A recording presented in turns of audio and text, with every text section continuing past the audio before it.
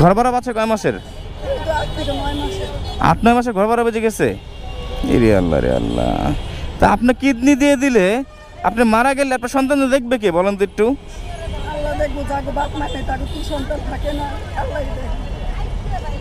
কি করবো ভাই, কোনো পথ পাইতাছি না, লাস্টে এই পথ পাইছে নিচ্ছি। রে উনি অনবরত কান্না করছে। আপু আপু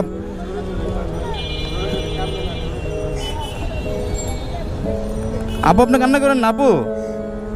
আপুটা শোনেন। রে আল্লাহ রে আল্লাহ। মানুষ কতটা অসহায় হলে রাস্তার মধ্যে এরকম দৃশ্য দেখতে পারি বলতে, এরকম কান্না করে একটা মহিলা মানুষ হয়ে। আরে আল্লাহ রে আল্লাহ, আমার হাত পা কাঁপতাছে এমন একটা ব্যস্ততম রাস্তায়। রে আল্লাহ, আপনার কিডনি ছাড়া আর কিছু বিক্রি করার মধ্যে কিছু নাই? আপনার কিডনি বিক্রি করতে হবে? এটা কোনো কথা? যা ছিল সব আমি বিক্রি করছি। স্বর্ণগয়না বিক্রি করে দিচ্ছেন?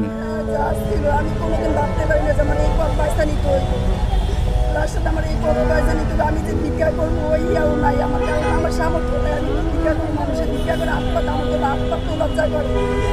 কিডনি বিক্রি করার মেয়ের এই সিদ্ধান্ত নিচ্ছি। কি করে বুঝদিমু?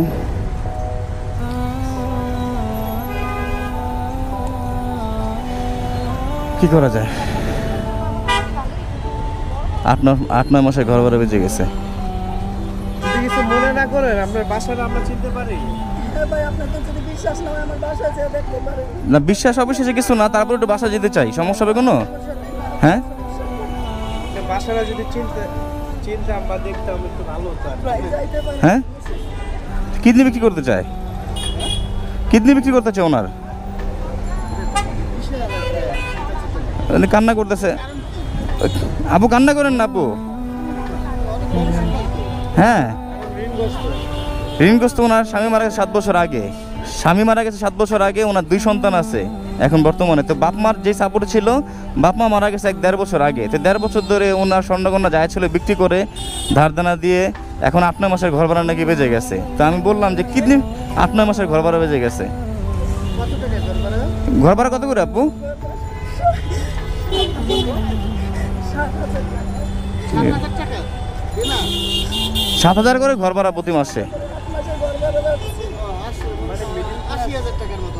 রে আল্লাহ রে আল্লাহ। একটা মিডল ক্লাস ফ্যামিলির একটা মেয়ে রাস্তা কখনো এরকম, আপনি কখনো ভাবেন না যে রাস্তায় নামবেন না? রে আল্লাহ রে আল্লাহ। হ্যাঁ, না এটা তো আসলে মেনে নেওয়ার মতো না। হ্যাঁ,